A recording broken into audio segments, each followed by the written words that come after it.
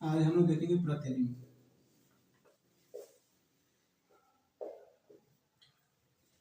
प्रतिबिंब क्या है? सबसे पहले हम लोग देखेंगे, एक तो बनाएंगे दर्पण, और वह दर्पण होगा हम लोग का अवतल दर्पण।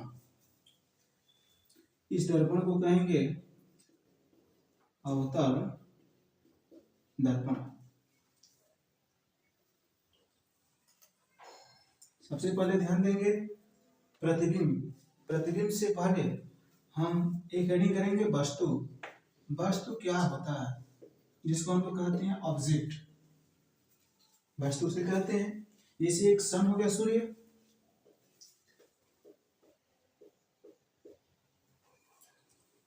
सूर्य एक प्रकार का हम मानते हैं वस्तु, जिसको ऑब्जेक्ट कहते हैं, जिससे प्रकाश की किरणें दर्पण पर आती है। इसे लेकर जा रहे हैं हम प्रकाश की किरणों को।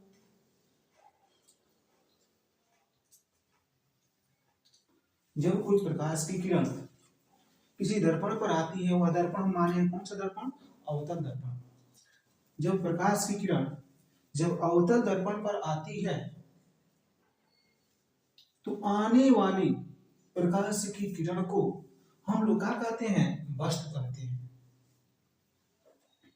उसी में आपका परिभाषा प्रतिबिंब का भी आएगा कि जब प्रकाश की किरण दर्पण पर आती है, तो आने वाली प्रकाश की किरण को हम क्या कहते हैं? वस्तु कहते हैं।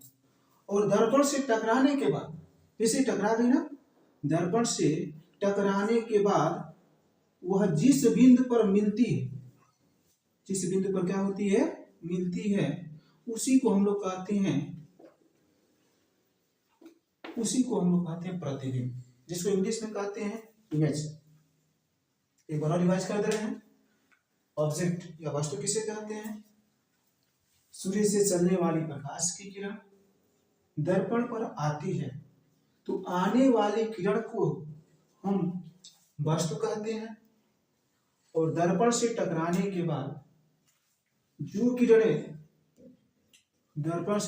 के बाद जो किरणें जिस बिंदु पर मिलती है, उस बिंदु को ही हम लोग प्रतिबिंब या उसे क्या कहते हैं? इमेज कहते हैं। ये हो गया प्रतिबिंब। हम इस प्रतिबिंब के अनुसार देखेंगे, प्रतिबिंब दो प्रकार का होता है। प्रतिबिंब कितने प्रकार का होता है? दो। अब हम इसको फिगर को मिटाते हैं। प्रतिबिंब दो प्रकार का होता है। पहला होता है वास्तविक प्रतिबिंब,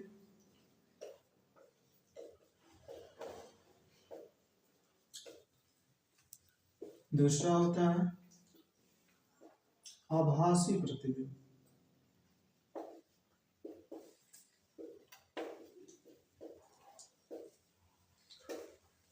पहला होता है वास्तविक और दूसरा होता है कौन सा प्रतिबिंब? आभासी प्रतिबिंब। सही से रहेगा। वास्तविक प्रतिबिंब किसे कहते हैं? कि जिस वस्तु का प्रतिबिंब वास्तव में बनता है, जिस वस्तु का प्रतिबिंब वास्तव में दिखाई देता है या बनता है, उस प्रतिबिंब को हम लोग वास्तविक प्रतिबिंब कहते हैं।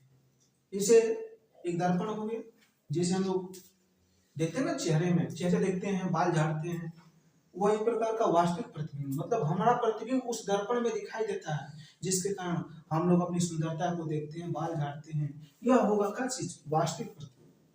लेकिन आभासी प्रतिबिंब में वह होता है कि जिस वस्तु का प्रतिबिंब वास्तव में बनता नहीं है, बल्कि हम आभास करते हैं कि वह बनता होगा, लेकिन हम उस प्रतिबिंब को देख नहीं सकते, उसको हम लोग कहते हैं आभासी प्रतिबिंब। जैसे देखिए, हम आभास में क्या होगा कि दोनों तरफ कलई कर दें या कोई दर्पण ले लें, दर्पण के सामने एक तरफ कलई कर दे तो हमारा प्रतिबिंब सामने दिखाई देगा, तो हम लोग का तो वास्तविक प्रतिबिंब होगा। लेकिन पीछे हम सोचें कि हमारा प्रतिबिंब जाकर बने, तो हमारा प्रतिबिंब वो सामने, मतलब उसके बगल में दिखाई क्या करेगा? नहीं देगा। वही प्रतिबिंब होगा, हम उसे कहेंगे कौन सा प्रतिबिंब? आभासी प्रतिबिंब, जिसको हम केवल आभास कर सकते हैं। ठीक है, तो अब हम लोग अगले टॉपिक को चलेंगे। इसमें ये सब प्रतिबिंब का बारे में हो गया, वस्तु के बारे में भी हो गया। अब हम लोग देखेंगे दर्पण के बारे में। दर्पण क्या होता है, देखेंगे दर्पण क्या होता है, दर्पण किसे कहते हैं। तो दर्पण वह होता है कि किसी चिकने सतह, कोई भी दर्पण हो, दर्पण में मानते हैं कि किसी वस्तु के परावर्तक पृष्ठ को, किसी वस्तु के परावर्तक पृष्ठ को हम लोग क्या कहते हैं, दर्पण कहते हैं। परावर्तक पृष्ठ का मतलब होता है प्रकाश की किरण आए, टकरा कर फिर चली जाए, उसको हम लोग कहेंगे क्या चीज, दर्पण। दर्पण में अब देखा जाए कि दर्पण कितने होते हैं, कितने प्रकार के होते हैं। तो जो दर्पण होता है, दर्पण दो प्रकार का होता है। दर्पण कितने प्रकार का होता है, दो प्रकार का होता है। पहला होता है हम लोग का दर्पण दो प्रकार का, पहला होता है समतल दर्पण, समतल दर्पण।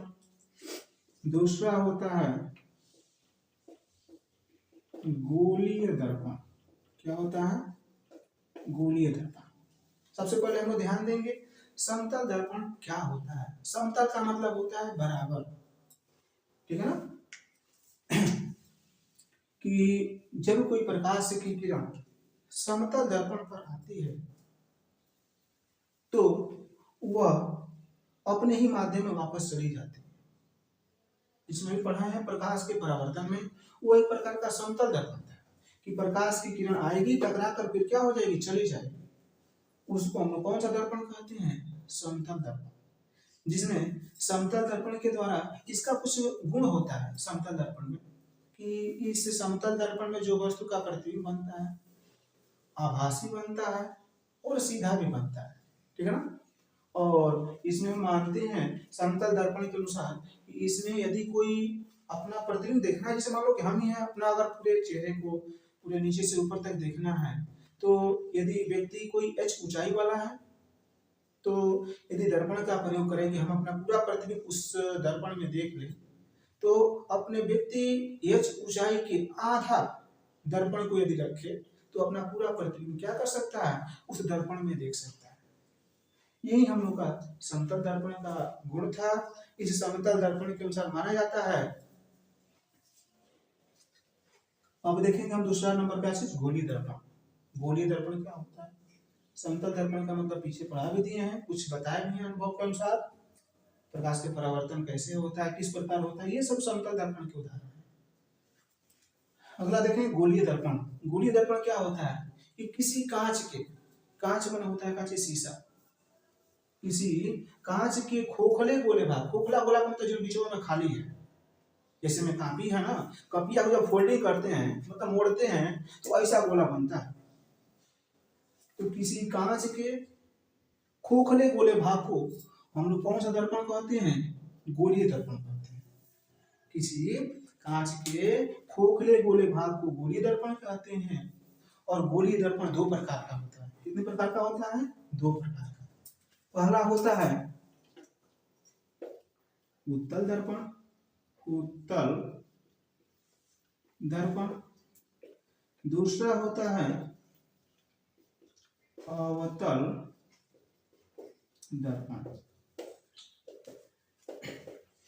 पहले देखेंगे हम लोग उत्तल दर्पण किसे कहते हैं।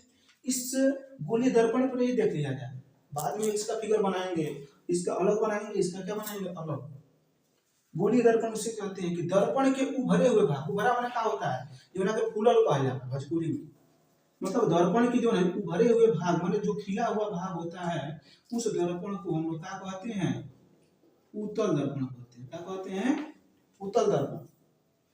और दर्पण के दबे हुए माने अंदर वाला जो हिस्सा होता है, इसको हम लोग कहते हैं अवतल दर्पण। इतना समझ आ गया। सबसे पहले देखेंगे एक बार और, उत्तल दर्पण किसे कहते हैं कि दर्पण के उभरे हुए भाग ऊपर वाले हिस्से को हम लोग उत्तल दर्पण कहते हैं, और दर्पण के दबे हुए भाग को हम लोग क्या कहते हैं, अवतल दर्पण। ऐसे नहीं समझ में आ रहा है तो देखिए हम आपको एक अलग से फिगर बना रहे हैं। ये गोलीय दर्पण का ही भाग है, हिस्सा है। यदि हम गोलीय दर्पण के अंदर वाले भाग को कलई कर दें, मतलब पेंट कर दें, तो प्रकाश की किरणें आएगी और बाहरी वाले भाग से टकरा कर चली जाएगी। तो इसी को हम लोग कहेंगे क्या चीज? उत्तल दर्पण कहेंगे। और अवतल दर्पण इसके बाहरी वाले भाग को हम लोग पेंट कर दें या कलई कर दें, तो प्रकाश की किरणें आएगी और दबे हुए भाग से आकर पुनः चली जाएगी, मतलब टकरा कर चली जाएगी। तो यह हम लोग का होगा, इसको कहेंगे अवतल दर्पण। ठीक है, इतना दर्पण का टॉपिक था। अब हम लोग चलते हैं पार्श्व उत्क्रम। इसके बारे में एक और देख लिया जाए, हेडिंग बस लास्ट है। पार्श्व उत्क्रम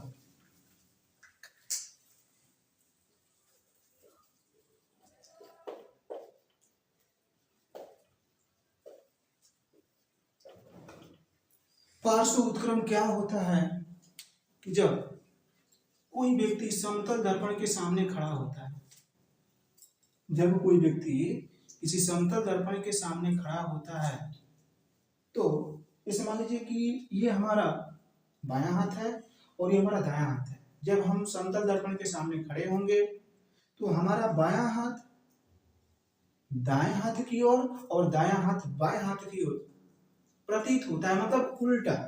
ठीक है ना?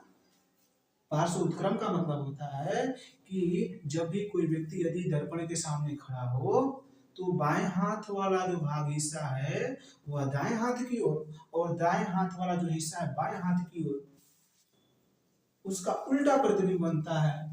तो ऐसी क्रिया को हम लोग कौन सा उत्क्रम कहते हैं? पार्श्व उत्क्रम। जैसे अल्फाबेटिकल में जानते हैं हम एबीसीडी पढ़े हैं ना, एबीसीडी में कुछ ऐसा अक्षर है कि जिसका पार्श्व उत्क्रम नहीं होता है। देखिए ना, जैसे में पढ़ते हैं, छोटका बच्चों को पढ़ाते हैं कि ए का उल्टा भी क्या होगा? ए ही होगा। एक होता है बाबू डब्लू होता है, तो डब्लू का भी उल्टा क्या होगा? डब्लू ही होगा। एक यच होता है, यच ऐसे बनाए या चाहे ऐसे बनाए, दोनों एक ही होता है। आई है, आई ऐसे ही होगा। लेकिन देख लो, इसको हम लोग, ये पार्श्व उत्क्रम नहीं है, बल्कि इसका उल्टा प्रतिबिंब बनना चाहिए ना। जैसे में देख लीजिए, अबे बी है ना, बी का उल्टा बनाओ, इसका पार्श्व उत्क्रम क्या होगा? ऐसे होगा। सी ऐसे बनता है, लेकिन जैसे इसे बनाएंगे तो इसका प्रतिबिंब ऐसे बनेगा। इस प्रकार की क्रिया को हम लोग कौन सा उत्क्रम कहेंगे? पार्श्व उत्क्रम कहेंगे। अब अगले टर्म पे देखेंगे।